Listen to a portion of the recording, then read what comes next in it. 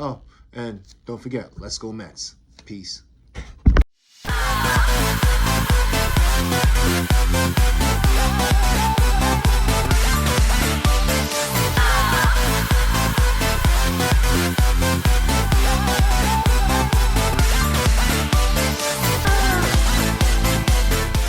What's going on, everybody? It's your host of the Morning Beer Podcast, Devereaux Davis.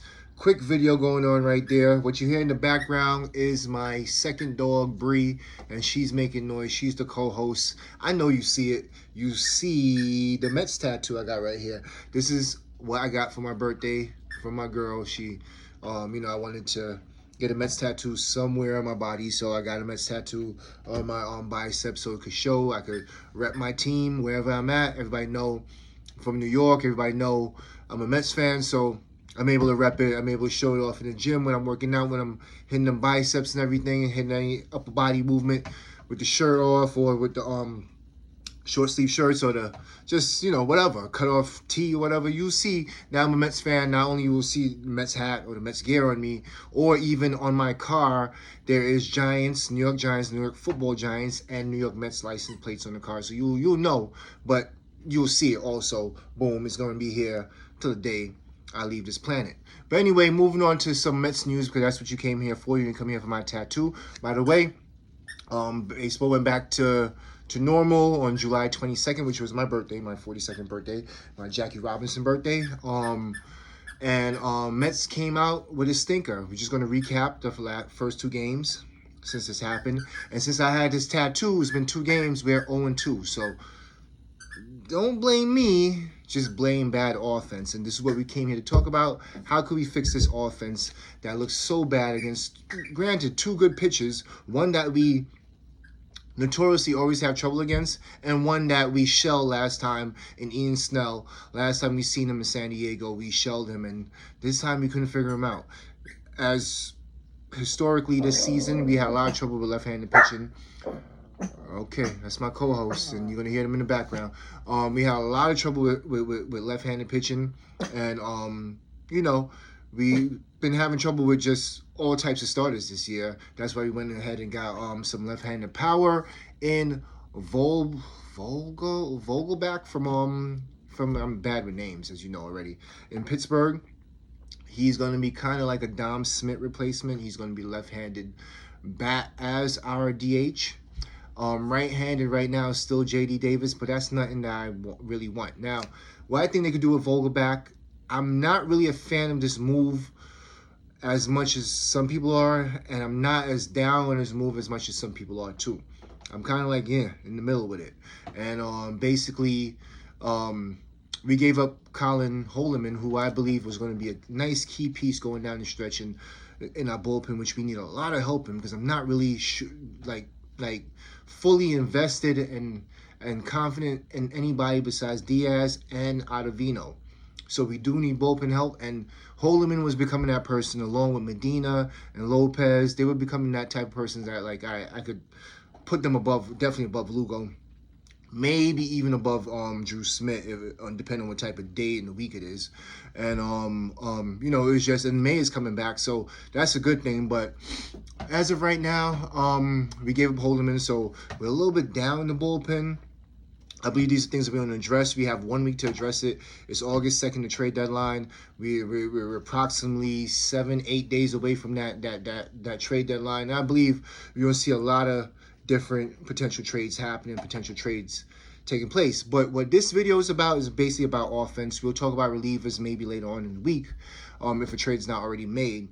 3 names that's not really being thrown out there enough, but can possibly make it happen depending on their team's playoff aspirations, right? If they're going to be sellers, if they're going to be buyers, they're kind of on the fringe. So before we even get to them, Vogelback will be in there against right-handed batters as of now. If he's not our primary left-handed DH, if we do get a bigger bat, let's say a Josh Bell, who I'm not going to really talk about in this video, or Mancini, who I don't believe Baltimore is going to look to trade because they're in playoff contention right now with Boston going down and they're going up, trending up. Pretty much with who else we had out there? Benintendi. We had a few other names out there, the normal names that's being pitched around, but none of these names, not even Josh Bell's name, is as sexy as the three names I want to mention out there, and might cost a little bit more, but we'll get to what we got to pay for as far as these players are concerned later on in the video. So we're only scored 2 runs since the All-Star break, right? Alonso, had 3 hits yesterday. These other players, nobody's really hitting. Nemo looks kind of a little lost right now. McNeil looks a little lost. He dipped under 300 finally. Not saying that's what I wanted, but it was kind of like trending that way. How could we fix that? Now, going back to Vogelbach, he's not a savior. He's batting 220 something, and in this baseball, batting average is not really the key to what makes you a good hitter. What I like about Vogelbach is that he takes professional hits, professional at bats, kind of like what a Nemo, a Kana, and a Guillaume does, right? He walks a lot. He might strike out a fair amount, but he walks a lot, and his on-base percentage is high. So he's either going to get on base, in a sense, he might even clog up the bases because he's damn near almost 300 pounds once he gets on base, but he's going to be on base and potentially could score. Now, is he going to score from first to home? No. Is he going to score from second to home? Maybe, depending where the ball is hit. Is he going to score on a tag up from third base? Maybe not, because he's just that slow of a runner. Kind of reminds me of a Wilson Ramos, a bigger Wilson Ramos. But he has the potential of putting the ball out the ballpark, driving in runs while runners are on base against right-handed batters. He has a over 900 OPS. So that kind of what determines what type of hitter you are in the game. So he's getting on base, he's hitting for power, his slugging average is high against right-handers, his on-base percentage is high against right-handers and left-handers. So that's going to be a quality at bat we're going to be getting from Vogelbach, which runs well in the playoffs, because the Mets offense is to pretty much in the first few innings make the starting pitcher eat a lot of pitches and make a lot of pitches and get to their bullpen, right? So with that being said, Vogelbach fits in their philosophy of hitting. So I could see this being a plus for him either against right-handed pitchers, or coming off the bench as a professional hitter off the bench. So I like that trade for that aspect, but now we gave up a key reliever who could be a key reliever and was trending to be a key reliever in our scheme of things that's going into the playoff season. But I guess the Mets didn't see him as pretty much a piece for them in the playoffs, with the likes of May coming back, McGill coming back, who might be in the bullpen when he comes back, DeGrom coming back, which might push Peterson to the bullpen. So they might have a log jam there. So, okay, I can see where that makes sense. And that's why I'm like in the middle ground with it. Because maybe Holderman would have stood out and become a setup man that we're lacking right now, or that 7th-inning guy that could, pretty much come in there and control the game for us. So moving on to the 3 names, because that's what you came here for, to see the 3 names that it's not really meaning bandied around a lot, but I did hear it in certain places. Number 1, we're going to start off with the lowest of these 3 players as far as what you might have to give up for him and his value right now. Let's go to the Chicago White Sox, depending on how they continue playing. Right now, they're 3rd in the AL Central. They're out of playoff contention in the sense they're outside looking in. Could they make a run? It's possible. They have the talent. They have made the playoffs prior to this year. Do they have the talent for it? Yes, they do. Do they have the right manager? Maybe not. If this was 2010, yes, they had the right manager. But right now, La Russa is not looking like the type of manager that could get them to the playoffs again. With that being said, are they going to be in a trading mode? Are they looking to get rid of some of their free agents? Now, the person you might be thinking I'm talking about right now is not who it is. It's not the former AL MVP Jose Abreu. Right now, I'm talking about Eloy Jimenez, who was, as a rookie, had over 37 home runs. I think 31 to be precise. batted about 290 something, and this was in 2019. 2020, of course, everybody got squashed that year. Everybody had like only played 50 something games, 60 games, and didn't really have the season that they had. But he had a solid season then. As of 2020, he has some injuries. In 2021, he's recovering from these injuries, which right now pushed him back on how he's valued. He would be the type of piece, the way he came on the scene, stepped on the scene, he would be the type of piece that you want to build around. But unfortunately, injuries have led him to being batting around 220 something. Not as much home runs as he had before. I think he's in the single digits, around 8 or something. Not driving in as much runs because of the injury. So he's a buy low, high reward type of guy. So it would be something that we don't have to give up much for. He does have some years of control left, which you still might have to give up a Dominique Smith. You might have to give him somebody control. You might have to give him a higher minor league player, maybe a Khalil Lee, maybe a Jake Plummer, not Jake Plummer, a Nick Plummer, somebody that you could build a package around and then send it their way for a controllable player like Eloy Jimenez, who was potentially a rookie of the year a few years ago.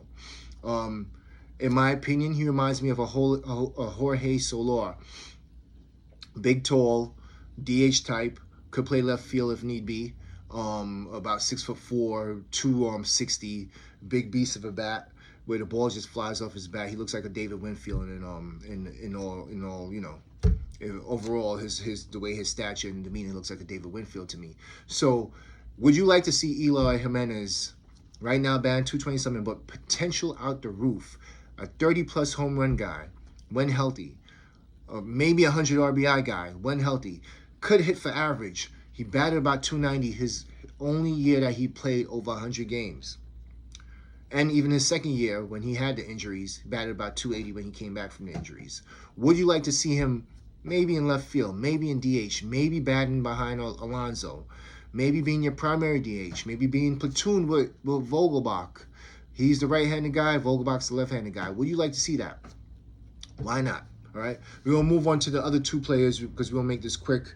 I have a lot of things to do today. I have to catch a mouse that we seen last night in the house, and my girlfriend's not happy about that. And, we have a kid in the way, and we want to get this mouse out the house. Got the hamster loose right now running, so you might hear a little banging. That's him and his ball running around, and the two dogs are out. And plus I got food on waiting for me, so I'm hungry as hell, and I'm going to go eat.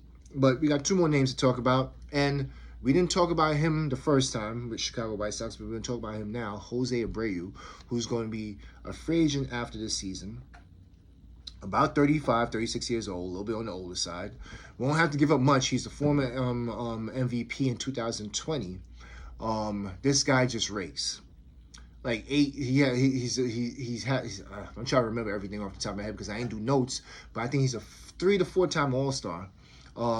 Every year batted and drove in over 100 runs except for 1 or 2 years. And he's been in the league about 8 years now from Cuba. This guy just mashes. 30+ home run power.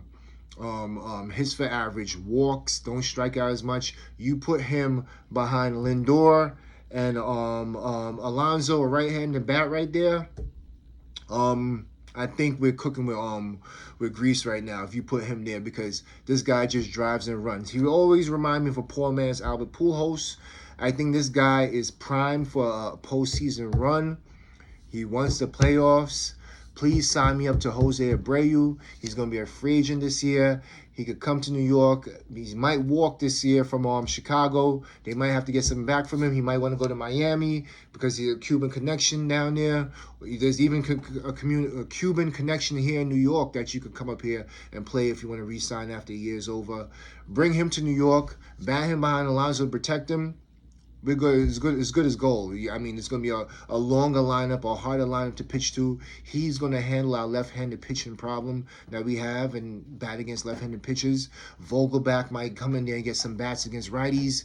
It's just going to be a good all-around, makes sense type of move for the Mets. And if you could pry away one of their relievers with that type of deal, by all means, go ahead and make that deal. That's the second person I'm putting out there. They're all from Chicago White Sox. What would you have to give up for that? Now, with him being a free agent, not controllable after this season, of course, he has MVP pedigree, All-Star pedigree, 30 plus home runs, 100 RBIs, 300 batting average pedigree for years in this league. What do you have to give it for that type of guy? 35 years old. I'm thinking more of a package of two mid to upper level minor leaguers. As you see what we gave up last year, we gave up one of the top prospects, and he was more like a fourth, fifth prospect at that time, even though he's injured. I'm looking more like Khalil Lee, once again Nick Plummer, along with maybe one of our pitchers, maybe a Buto, maybe not Allen, not Ziegler, maybe a Dominic Hamill, maybe somebody of that range you have to give up for a free agent like that, or maybe even throwing a third person in this deal, maybe a lower A-level minor league player. And that's what you have to do to give up to get a Mr. Jose Abreu, or maybe even a controllable major league player like a JD Davis or somebody, or Dominic Smith. All right, so we're going to move on to our third and last person. It's a JD, it's another JD, not JD Davis, but JD Martinez, All-Star DH from the Boston Red Sox, who lost 28-3 a few days ago, coming back from the All-Star break. Fan base is totally uproar right now because they're behind Baltimore. Baltimore just became 500 last night. Boston is right there about dropping below 500, so it's about to flip. Baltimore's about to go on top of Boston, with Boston being in last place. A potential contender going into the season. Now they look like they're not even going to be in the playoff. They're right now with Seattle surging, Baltimore surging. They're going to knock Boston out the playoff picture. Do you want to sell one of your potential free agents coming up this season in JD Martinez and get back something for him? There's word that Boston's interested in Dominic Smith. Just like Jose Abreu, right? Just like Jose Abreu, you could bring in a JD Martinez to be that right-handed bat that you need protecting Alonso, protecting Lindor, right? Or even bat him third and then drop Lindor down, whichever way you want to do it. This guy hits for power, over 30 plus home runs, and he's not just a product of Boston, of Fenway Park. He's been hitting everywhere he was at. Detroit, he hits, he rakes. 300 hitter, 100 RBIs. He just sits there in DH. You don't have to put him on the field. You don't have to worry about him playing the field. Let this guy DH. Let this guy, he's a professional hitter. He has the same hitting philosophy that the Mets love and preach. Get on base, work the pitcher, make the pitcher get tired, get him out, get the bullpen in, keep the train moving. This is what I like. This is the three players that I want in as far as our DH is concerned, as far as the hit is concerned, as far as coming to New York. I feel these guys need to change the scenery. They're having good seasons, except for Eloy Jimenez. Eloy Jimenez just needs to change the scenery, just needs to stay healthy, and he's going to produce. And I believe he could do it here in New York. But JD Martinez, Jose Abreu, Eloy Jimenez, you bring them here to New York right now, to batting behind Alonso, stretch that line out some more. I believe this is going to help propel us a little bit deeper. And with you doing that, you getting one of these players, you keep them away from the other contenders like the Houston, New York Yankees, the Dodgers, the Braves, teams that you're going to have to face later on this postseason, teams that you're going to be facing against these players. And a San Diego now who has a 4-1 record against us this year, all right? So, and they're looking to add power. So you get these players, you keep them away from the other teams. It might be a little, might be a lot. I think for JD Martinez, it's going to be the same package that you have to give it for Jose Abreu. And with that, I see it, as far as a good trade that could help our team get to the playoffs and stay in the playoffs and make a good run. Let me know what you think about that. If you feel this is the same type of deals that you would like to see our New York Mets make, and you think we potentially could make before the August 2nd deadline, which is only 8 days away, let us know, all right? Leave comments down below. Like, share, subscribe, tell a friend. Just want to let you know, on August 2nd, just like I did last year, I'm going to be doing a live trade deadline, pretty much a trade deadline review, live as the trades go down. We'll be announcing them, and also a live review after it's done.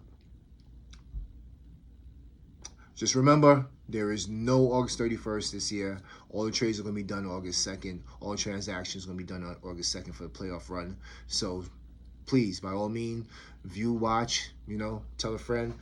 And I'll be here. All right. I'm your host of the Morning Beer Podcast, Devereaux Davis. Like, subscribe, share, tell a friend. Peace.